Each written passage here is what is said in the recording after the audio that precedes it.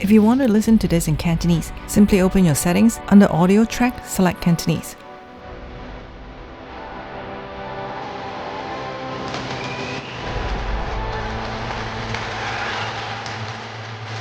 Well, we have a profoundly important announcement to make, which is the most epic chip-building exercise in history by far. This is really going to take things to the next level.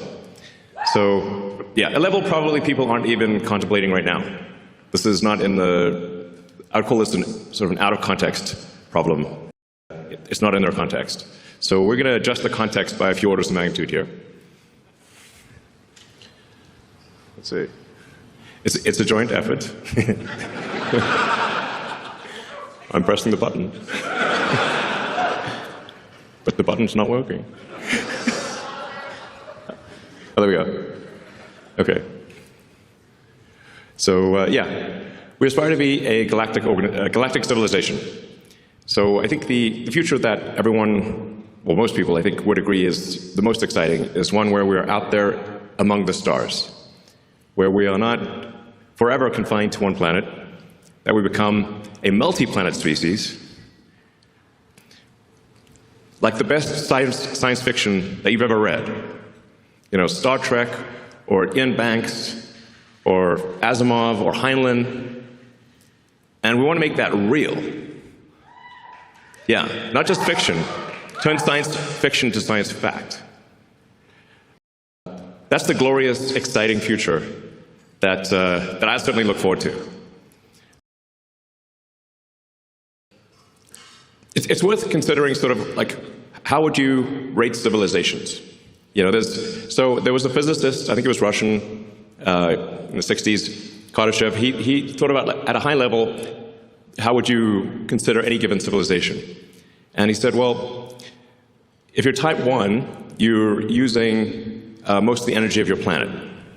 And we actually still have quite a ways to go to be properly a type 1. We're still using a tiny fraction of the sun's energy that reaches our planet. Let's see. Yeah, there we go. The Earth only receives about 0.5 billionth of the sun's energy.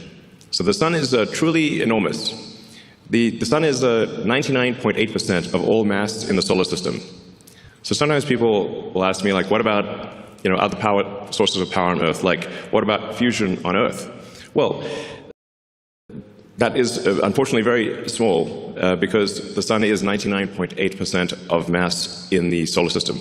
And Jupiter is about 0.1%, and Earth is in the miscellaneous category. We are, I think as Carl Sagan, I think, might have said, Earth is like a tiny dust mote in a vast darkness. Very, very small. The sun is enormous. So the way to actually scale civilization is to scale power in space. This is necessarily true because we actually capture such a tiny amount of the sun's energy on Earth because we're just this tiny dust mote. Another way to think of it is roughly like electricity production on Earth of all of civilization is only about 1/trillionth of the sun's energy, which means if you increase civilizational power output by 1 million, you would still only be 1/millionth of the sun's energy. I mean, it's awe-inspiring to consider that, just how tiny we are in the grand scheme of things. And yeah, we often get sort of caught up in the sort of these sort of squabbles on Earth that are really very sort of minor things when you consider the grandness of the universe. And so I think it is important, actually, to consider the grandness of the universe and what we can do that is much greater than what we've done before, as opposed to worry about sort of small squabbles on Earth type of thing. And not much point in that. Yeah, we want to be a civilization that expands to the galaxy with spaceships that anyone can go anywhere they want at any time. That would be epic. And have a city on the moon, cities on Mars, populate the solar system, and send spaceships to other star systems. That sounds like the best possible future. You know? So to do that, we need to harness the power of the sun. And so a terafab, while it is enormous, a terawatt of compute per year is enormous by our sort of civilizational standards. It is still just one step along the way of being even a Kardashev. You still have a long way to go to even be a Kardashev 2-level civilization, and you're not even registering as a Kardashev 3. So it's a very big thing by current human standards, but still small in the grand scheme. And it's very difficult for humans. So to accomplish this very difficult goal really requires a combination of efforts of SpaceX, xAI, and Tesla working together to create this epic Terafab project. So.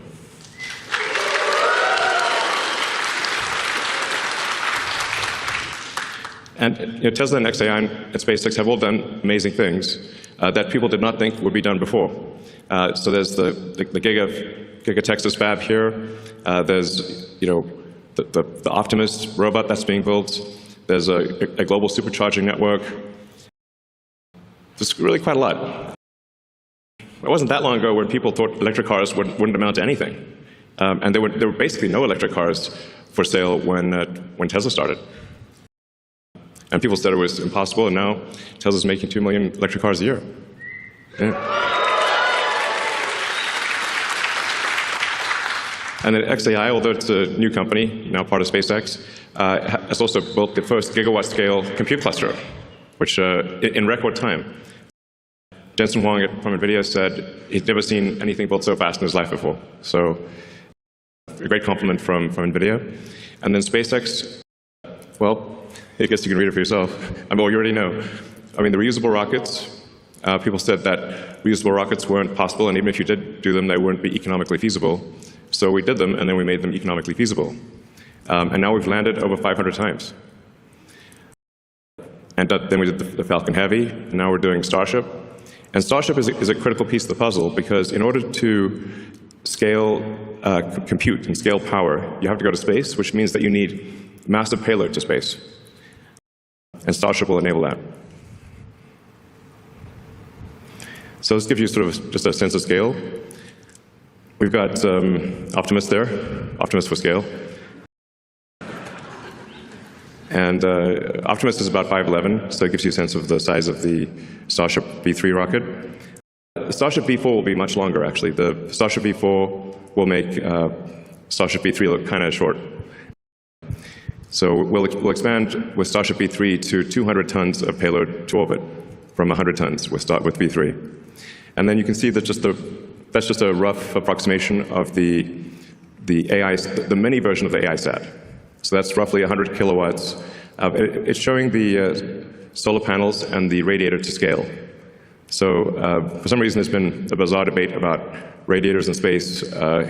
It's safe to say SpaceX knows how to do heat rejection in space with 10,000 satellites in orbit. Might know a thing or two. So you can see the radiator is actually quite small relative to the solar panels. And we call that the mini-sat, since that's just 100 kilowatts. We expect future satellites to probably go to the megawatt range. No?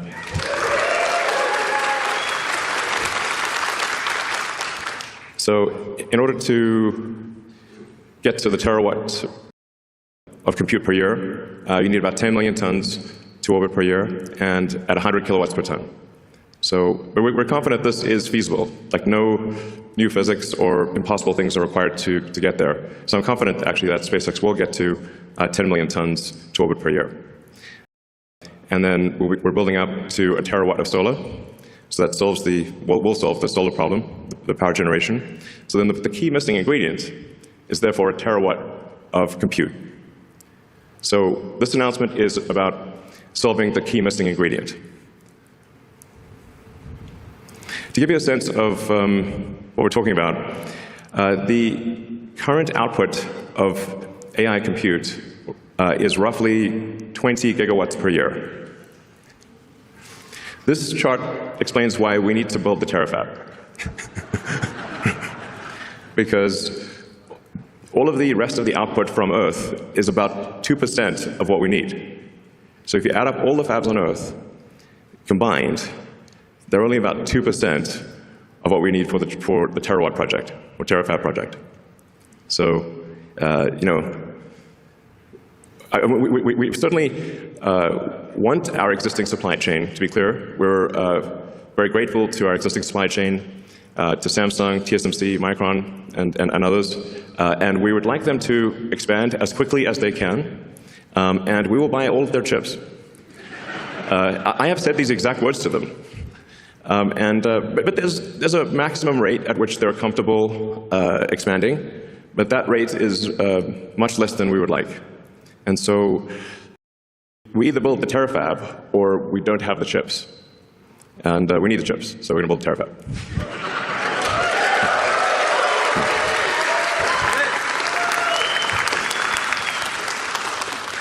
And we're starting off with an advanced technology fab here in Austin. And I believe Governor Abbott is in the audience. I'd like to thank Governor Abbott and the state of Texas for their support. All right. So in the advanced technology fab, we will have all of the equipment necessary to make a chip of any kind, logical memory, and we will also have all of the equipment necessary to make the lithography masks. So in a single building, we can create a lithography mask, make the chip, test the chip, make another mask, and have an incredibly fast recursive loop for improving the chip design. To the best of my knowledge, this doesn't exist anywhere in the world, where you've got everything necessary to build logic, memory, and do packaging, and test it, and then do the masks, improve the masks, and just keep looping it.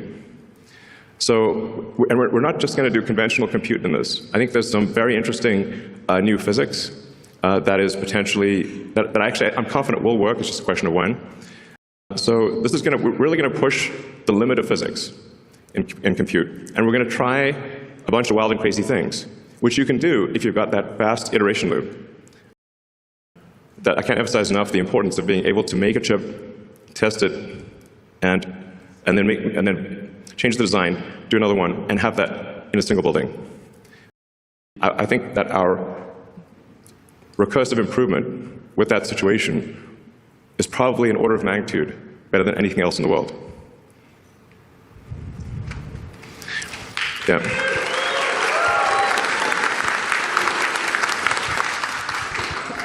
So broadly speaking, we expect to make two kinds of chips. One will be optimized for edge and inference. So that'll be used primarily in Optimus and in the cars, but especially in Optimus, because I expect the robots, humanoid robots, to be made 10 to 100 times more than the volume of cars. So, if vehicle production on Earth is about 100 million vehicles a year, and I expect humanoid robot production to be somewhere between 1 billion and 10 billion units a year. So it's a lot. So, yeah, Tesla's going to make a very significant percentage of those, is our goal.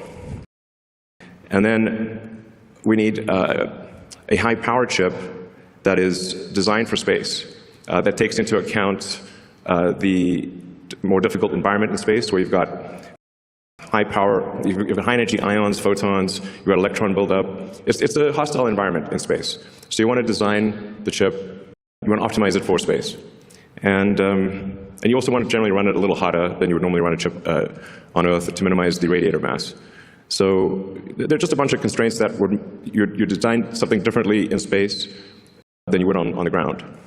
And for the space compute, my guess is that is the vast majority of the compute, because you're power constrained on Earth. That's why I think it's probably 100 to 200 gigawatts a year of terrestrial chips, and probably on the order of a terawatt of chips in space. Just because of power constraints on the ground that's probably how it ends up. Space has this advantage that it's always sunny. It's very nice. So I actually think that the cost of AI and deploying AI in space will drop below the cost of terrestrial AI much sooner than most people expect. I think it may be only 2 or 3 years before it is actually lower cost to send AI chips to space than it is on the ground. Because in space, you don't need much in the way of batteries, because it's always sunny. And the solar power, you're going to get at least 5 or more times the solar power you get in space versus the ground, because you don't have atmospheric attenuation or a day-night cycle or seasonality. And you're always normal to the sun. So you're really maximizing the solar power at that point. And the space solar actually costs less than terrestrial solar because you don't need heavy glass or framing to protect it from extreme weather events. So as soon as the cost to orbit drops to a low number, it immediately makes extremely compelling sense to put AI in space. It becomes a no-brainer, basically. As you go to space, you get increased economies of scale, and things get easier over time, whereas as you try to put more and more power on the ground, you run out of space. And you start using up the easy spots, and then you get next-level NIMBY. Nobody wants the thing in their backyard. So actually increasing power on Earth becomes harder over time and more expensive over time, but in space, it becomes actually cheaper and easier over time. These are very important points. So what you just saw there was, because of course you're asking, what's on your mind is, well, what do you do after a terafab? Don't think small. Well, yeah, good point. So we, how do you get to a petawatt is the obvious next question. And you get there by having an electromagnetic mass driver on the moon with robots, with Optimi, and obviously lots of humans. And with that, you can send a petawatt. You can create a petawatt of compute and send that to deep space. Because on the moon has no atmosphere and has 1/6 Earth gravity. So you don't need rockets on the moon. You can literally accelerate it to escape velocity from the surface. And that dramatically drops the cost, once again, of harnessing power and enables you to go 1,000 times bigger than a terawatt. So for sure, the future I want to see, I want to live long enough to see the mass driver on the moon, because that's going to be incredibly epic. Yeah.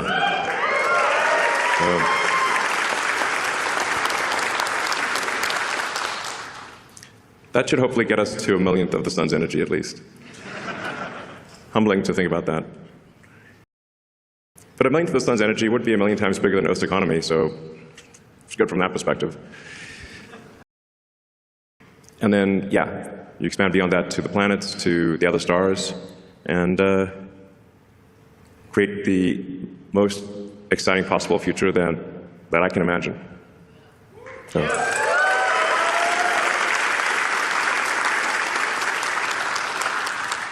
This looks a bit like the opening in Idiocracy with Mike Judge. Unlocking an age of amazing abundance. Obviously, the elements of that are sustainable energy, space travel, and AI and robotics that bring amazing abundance to everyone. And it's really the only path to amazing abundance is AI and robotics. Which is not to say it can't go wrong. Hopefully, but I think it'll probably go right, and it'll be a future that you love. It's the best future I can think of, at least. And then we go beyond the moon, beyond Mars, and we sail through the rings of Saturn. Now, wouldn't it be amazing if you could buy a trip to Saturn? Or frankly, if you just have a trip to Saturn. I think things will just be free in the future. It sounds nuts, but if you've got an AI robotics economy that is anywhere close to 1,000,000 times the size of the current Earth economy, literally any need you possibly want can be met. If you can think of it, you can have it. So I think Ian Banks, in his culture books, has it pretty much right, where there actually isn't money in the future, and there's abundance for everyone. If you can think of it, you can have it. That's it. Which means anyone could have a trip to Saturn. There won't be, just a few people. If you want it, you can have it. So, yeah, join us on this journey. And help us design incredible chips and make incredible chips and build a terawatt of chips, a terawatt of solar, and 10 million tons to orbit per year. Thank you.